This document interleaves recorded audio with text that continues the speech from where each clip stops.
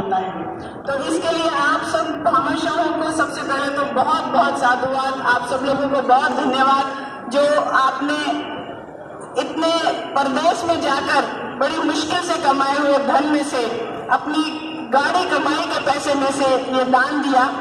और उसके बाद सबसे बड़ी बात जो मुझे आज बहुत अच्छी लग रही है वो है कि ये जो दान दिया गया है ये शिक्षा के लिए दिया गया है। हमारे यहाँ मंदिरों के लिए खूब दान दिया जाता है जो बहुत अच्छी बात है, लेकिन अब समाज में एक परिवर्तन की आवश्यकता है। धर्म के प्रति हमारा समाज वैसे ही बहुत जागरूक है, बहुत ही धार्मिक लोग हैं, बहुत भले लोग हैं। अब जो दूसरी बात हमारे समाज की जरूरत है वो है शिक्षा। तो ये भामाशाह जो शिक्षा के क्षेत्र में आगे आ रहे हैं उनके लिए तो बहुत ही ज्यादा हमारे को बड़ाई करनी चाहिए और उनके लिए बहुत ही साधुवाद करना चाहिए। एक जो दूसरी बात बहुत अच्छी मुझे आज लग रही है वो है कि सामने हमारे पिताजी हैं जो गांववासी हैं, उनमें आधी से ज्यादा महिलाएं हैं। ये बहुत बड़ा एक संकेत है हमारे समाज के लिए कि हमारा समाज कितना जागरूक होता जा रहा है। पहले किसी भी कार्यक्रम में मैं देखती थी हमेशा पुरुष होते थे, पुरुषों की बात चलती थी, पुरुष जो सुझाव देते थे वही माने जाते थे, लेकिन अब महिलाओं की भागीदारी होनी शुरू हो गई है। ये बहुत अच्छा संकेत है। इस भागीदारी की वजह से दुगनी गति से हमारा समाज प्रगति करेगा।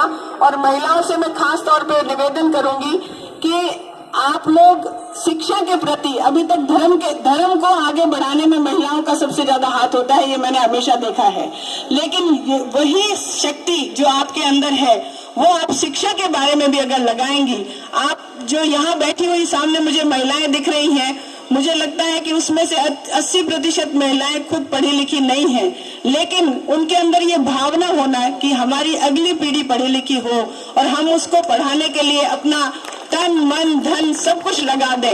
ये भावना अगर महिलाओं में आ जाएगी तो हमारे समाज की कन्याओं को पढ़ने से कोई नहीं रोक सकेगा। और ये जो भ्रांति है कि पढ़ने से बच्चियां बिगड़ जाती हैं, ये बिल्कुल गलत भ्रांति है। आप अच्छे संस्कार दीजिए, अच्छी जगह पे उन्हें पढ़ाइए।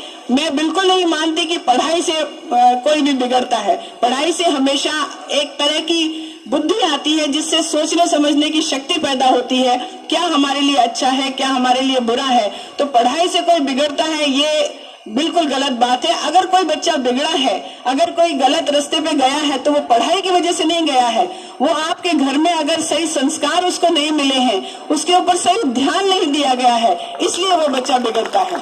तो ये दोष पढ़ाई को बिल्कुल नहीं देना चाहिए। इसलिए पढ़ाई के बारे में तो आप बिल्कुल अपने, अगर आपको महिलाओं को अपने घर में अपने बुजुर्गों से, पति से झगड़ा करके भी अपनी कन्याओं को स्कूल भेजना पड़े तो उसके लिए भी आप तैयार रहिए।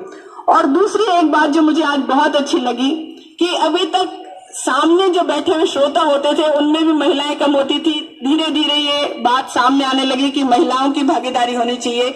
लेकिन स्टेज पर मैं कहीं भी जाती थी तो स्टेज पर मैं एक अकेली महिला होती थी समाज की तरफ से, मैंने किसी और महिला को स्टेज पे नहीं देखा। आज ये इतनी बुजुर्ग महिलाएं हमारे साथ स्टेज पर बैठी हुई है, ये दिखाता है कि हमारे समाज के जो पुरुष लोग हैं, अब इन्होंने धन, जो इनके बेटों ने, इनके पति ने जो धन कमाया है उसमें इनका सहयोग है पूरा का पूरा। मैं तो कहती हूँ 50% से ज्यादा सहयोग घर की महिला का होता है आदमी की कामयाबी में। लेकिन अभी तक हमारे समाज में ये वो नहीं था कि महिलाओं को भी आगे लाया जाए। लेकिन जिन भी बेटों ने या जिन भी पतियों ने अपनी माँ, अपनी बहन को इस कार्य के लिए आगे लाए हैं, वो बहुत बड़ी बात है और बहुत ही इस बात के लिए हमारे समाज को बहुत बहुत साधुवाद देना चाहिए। ये इस तरह से अगर हम लोग अच्छे चीजों की तरफ बढ़ते रहे, हमारी महिलाओं को आगे लाने में, शिक्षा के बारे में, तो मुझे नहीं लगता कि हमारा समाज किसी और समाज से पीछे रहेगा। कोई भी हमारे देश के तरक्की में हमारे योगदान को कम नहीं आंक सकता।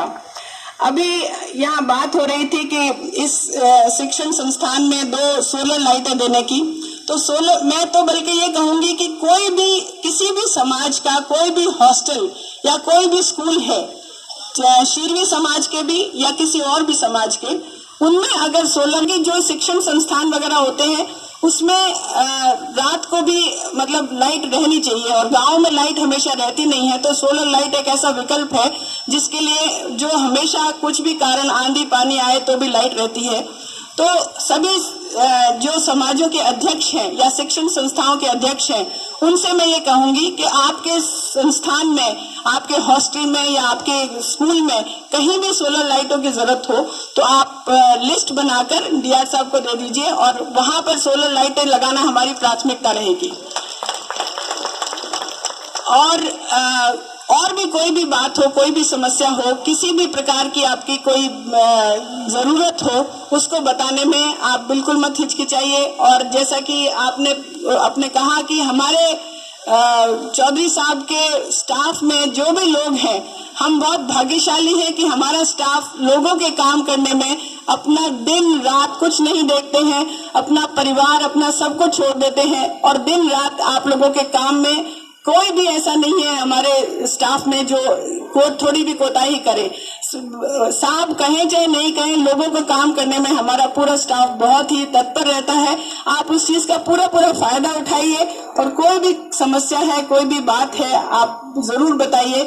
फिर से मैं एक बार सारे यहाँ पर पधारे हुए भामाशाहों को और समाज के सभी बंधुओं को बहुत बहुत मैं शुभकामनाएं देती हूँ। इसी प्रकार हमारा समाज तरक्की करता रहे, इसी प्रकार हमारे समाज की महिलाएं योगदान देती रहें, और इसी प्रकार हमारा समाज दिन दूनी रात चौगुनी तरक्की करता रहे। बहुत बहुत धन्यवाद।